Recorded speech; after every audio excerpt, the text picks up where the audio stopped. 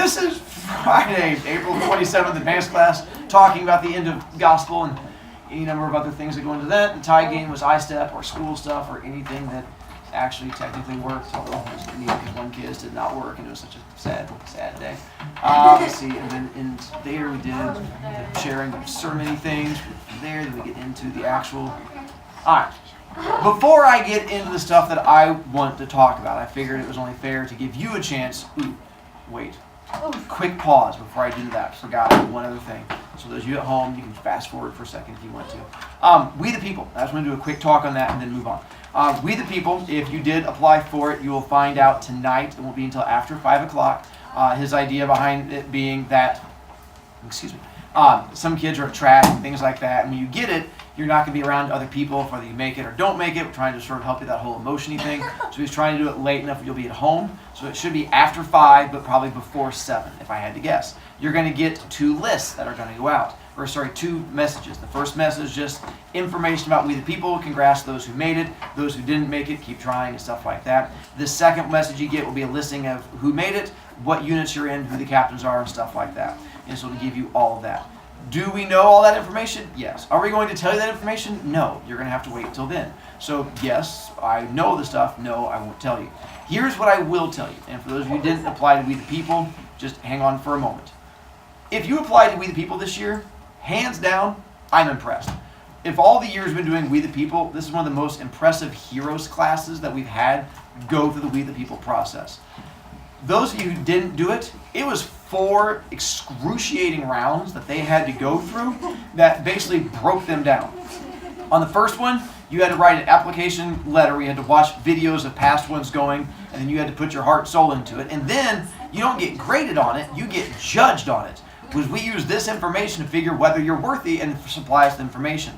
Then you had to read a Federalist 10 paper, which is this thing written 100, 200 years ago. And it was like all high-level thinky stuff about words you've never seen before. And you had to read it on the spot, write a response to it, and then we're judging you the entire time with no preparation, also stressful.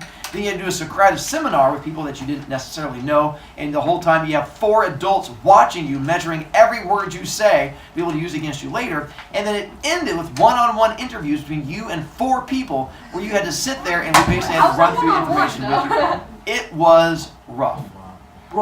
This is not something I could have done in the junior high level on any thought. I mean, I'm not sure I could have done this at the high school level. But 7th grade wise, if you did it, regardless if you make it or not, it's impressive you went through that process. Being on the side of it where I got to be on the easy side of it, it was not an easy thing to do. If you know someone who went through it, whether they make it or not, congratulate them, because it's impressive what they had to go through for it. If you made it, well done. If you didn't make it, here's the reason why most heroes didn't make it. You just didn't fit a unit. And what it came down to, there's a lot of kids that were very impressive. But it's just a matter of, 1, could we put you on a unit? Or 2, you were on a unit where we already had other impressive people, and it basically came down to a battle of figuring out where it was. We didn't really have kids that were not well suited for it, especially heroes-wise. That's one of the best classes I put out there. So well done all around on that. It was fun for me. Probably more fun for me than for you. But don't be selfish. Think about me. Braden? I think I have to say the worst part out of any of the stages of trying out or whatever that is was when we were doing the interviews. Mr. Fossil has the meanest glare. He's impressive. And and if you look into his eyes, you probably turn into stone. We made a number of people cry during those interviews. I was sitting there, I was like, It was rough. Rami? During the interviews, Mr. Fossil made fun of me half the time in his interview. Yeah. He was like eating at the table. Yeah. He was trying to see if you would break and how much harassing you could take and sort of figuring out your different levels of I take things. a lot. I have to Yeah. Terhune? I gotta ask, what is sturgeon typing? Your responses the whole time? Because that's part of the afterwards. Yeah, we go through and we talk about it. He's quantifying your responses, but yeah. Whenever during the interviews, Sturgeon would ask you questions, and as you respond, he's just sitting there typing and looking at you. Very intimidating. I at least wrote on a piece of paper and tried to make eye contact. He just went on freaking you out. All right, now back to me actually having class. Time back in. All right, for gospel.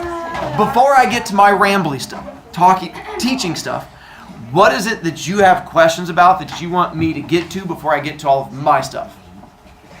Desi? Okay, so you know how like so the first book is based off a true story. Like you know how like he disappeared after that, and like she doesn't know what happened. But then like isn't there like 2 other books? So is that all fiction or like? So did he go back and write another draft and send that to her, or like? How does you're that kind of all right. Third book. Kind of jumping out of order, so I'm just going to touch on it a little bit. So where this one ends is him giving the manuscript to Janet.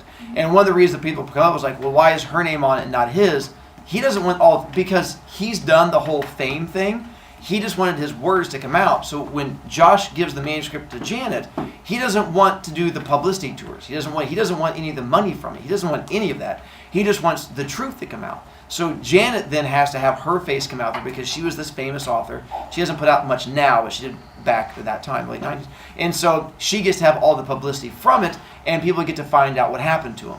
Once he did that, and she finds out and all that, he disappears, changes his name again. And he's gone for a couple years. What happens is, and I'm going to try not to spoil it too much because the second book follows more in his life, Beth tracks him down. And so Beth actually hires a private investigator. And they manage to find him and track him down, and she surprises him.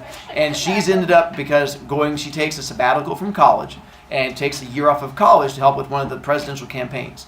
And what she does is she goes, listen, helping with presidential campaigns, here's the issue I'm seeing with people running for president. All they're doing is talking and not doing anything. So we need someone to sort of fix that. Josh goes, I'm like 20 years old. What do you want me to do?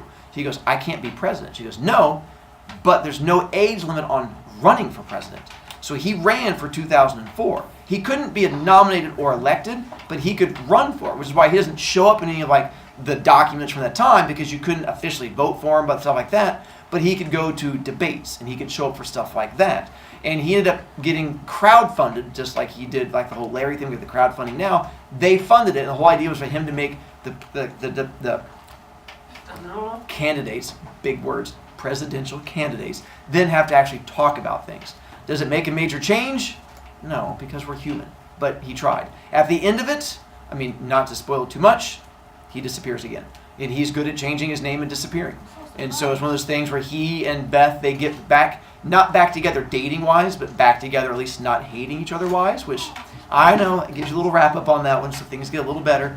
And that's where you find out more about Beta Gold, because it turns out Beta Gold's helping with the presidents moving forward. It's one of the reasons why Beth gets into it. But not Beta Gold, her son. And that's where you find out her son is this big techie person who's knowing stuff. It's her nephew. Was it her nephew? I thought it was her Yeah. son. Is it nephew? I literally just finished There you go. it like 2 days ago. Yeah, so is her nephew. I apologize, nephew. I've not read the second one for a couple of years now, but I liked it. But so that's why it happens from there, without trying to give too much away. Does that answer your question in a roundabout? Wait, no, but wait. So did Josh type up another thing and send that to her? Or did, Oh, for the second one? yeah, how does that? That was mostly through him and sort of sending it to her, that same, because it's from his viewpoint. And so he just, because the first one went through her, sort of sticks with it, because once again, as it got done, he doesn't want any of the fame and glory. I mean, as we find out at the beginning of the second book, he's working a normal job. He just takes a normal name. People don't really know what he looks like. And so he just sort of fades back in and takes up a normal job as like Joey Jojo and just like works at a store. Sandy.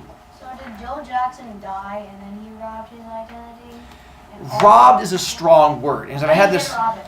he Stole it. takes it over, if you His will. nephew robbed him. Now, because this came up That's so nice. earlier about isn't what he does illegal?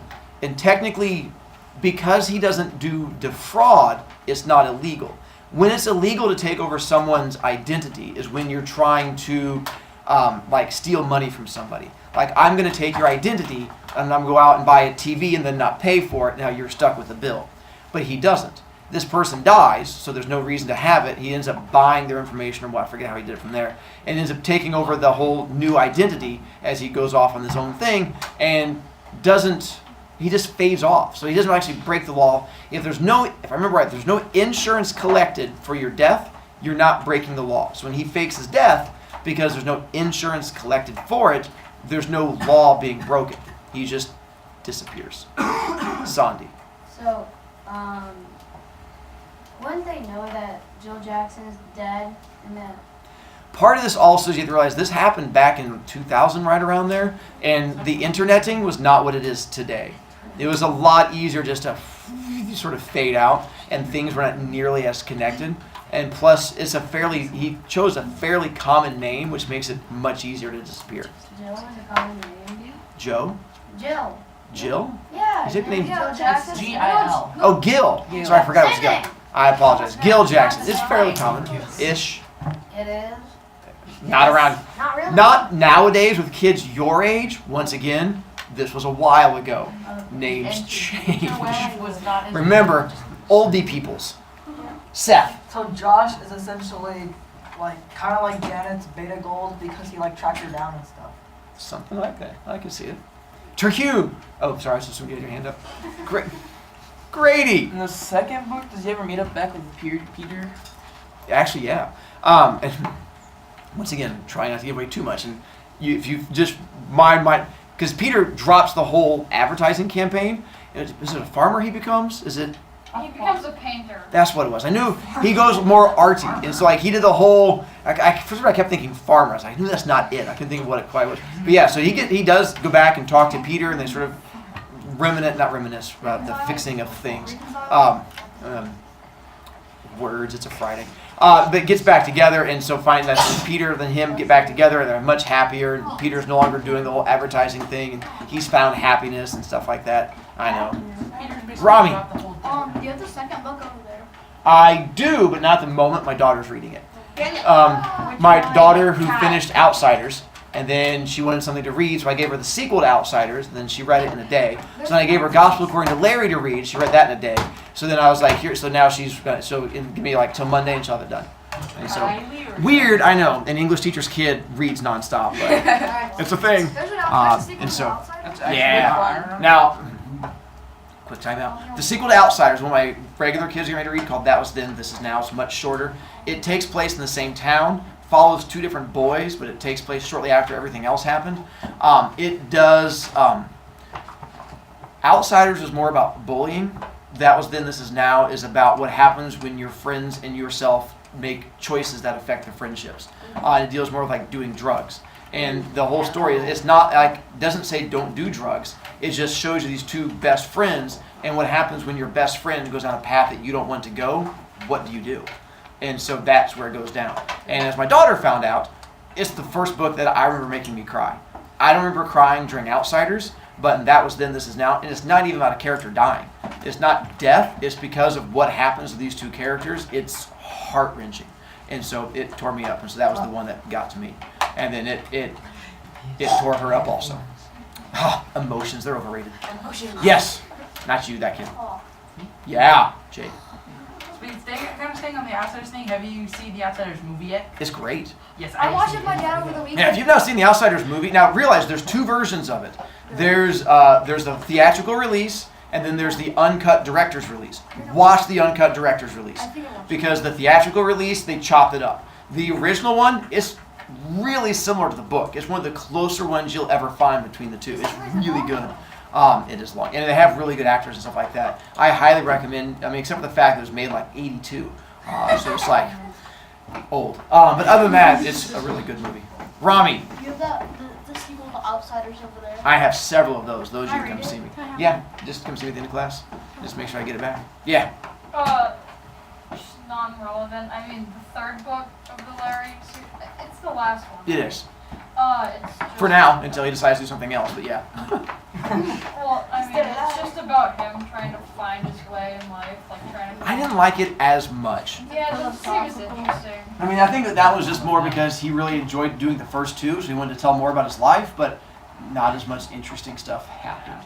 But the first two, I like those. I really like the second book. Yeah. Is the Outsider sequel in that library, or is it only in here? I have copies, and there's also copies over there. I also, on my website, have an ebook version if you want to read it that way too. So I know, and also audiobook versions if you're like listen. I can hook you up. I got your back. Do you have the audiobook version of the Larry for President or whatever? I do not have that one. It's hard to find audiobooks of Larry for some reason. It makes me mad. I keep trying to. All right. No other questions as far as Larry. Now I get to babble. Yes. Yay, Babylon, babble. please. All right. Babil. So then, getting into stuff in general as far as the events, by show of hands, now that we've gotten to the end, Well, if I ask, is Josh a good person? By your definition of what you know about him, raise your hand if you say, yeah, I say Josh is a good person. All right? And the other side, raise your hand and say, nope, I do not like that guy. I do not think he's a good person. All right. Then, go along the same lines. How about this? Let's do Beth. So with what you think about Beth, do you think Beth was a good person? No. Raise your hand, yes? Kind of. Was as in when it happened then. I guess you could say is a good person. Raise your hand if you say no, Beth is not a good person. No. Okay. Quick time out there. Bad child. Why do we hate Beth so much? Hobson? Because she'll just ditch her friends for a guy, and that's stupid. She's shallow as heck. But at the same time, doesn't that make her human? I mean, No, he's a loser. okay. Selena Kyle? Is it the fact that she is human why most of us hate her? That's Fair point. not a bad point to make. Josh is But then, wait, But but you all like Josh. Does Yeah, Josh not see? act like a human? I don't like it.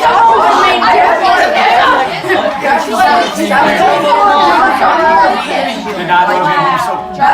So wait till you get to my next question. Josh is a Terminator. Ray. Okay, so I don't really like both of them. Like they have good intentions, but then like they act on it like in different ways that like I don't know. Just, because it just because they're seems, edgy like, teens no, and they don't want to yeah, do things the like they're traditional both way. humans. I don't understand like why you guys like Josh so much. I mean like I don't. He's the main character. I don't like him. You know, so you didn't like either one of them. 56 times. Were there any characters you liked?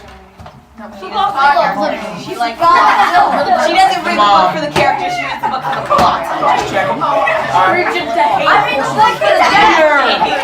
Oh, then you'll like our next book. Rami. I read my hand because that was the majority. Because that was. It's read my hand was the majority. Well. All right, then let me. For this next question, you're gonna before you react to it, take a moment to truly think through your answer. Is Beta Gold a good person? No. Now hang on. With what you know, now that you get to the end, with what you know her intentions were, maybe you don't agree with what she did, but with her as a person, do we think, before you, I'll get your comments in a second, we're going to do the voting here. So raise your hand if you say, deep down, I think Beta Gold overall was a good person. He's an angry Alright. I need to think about it. Great. Raise your hand if you say, nope, most definitely evil. I have proof. Alright, then we'll go, raise your hand if you say, I'm still somewhere in the middle. Alright, then defend your thoughts on She's Beta Hades' Gold. personified. Kennedy? I think Beta Gold She's not really a good person. Mostly, it's not because she wanted to find out who Larry was. I think it's just the way she went about it and how aggressive she was, and also that she kind of took in the attention that she got for exposing Larry, and she used his fame to become famous herself.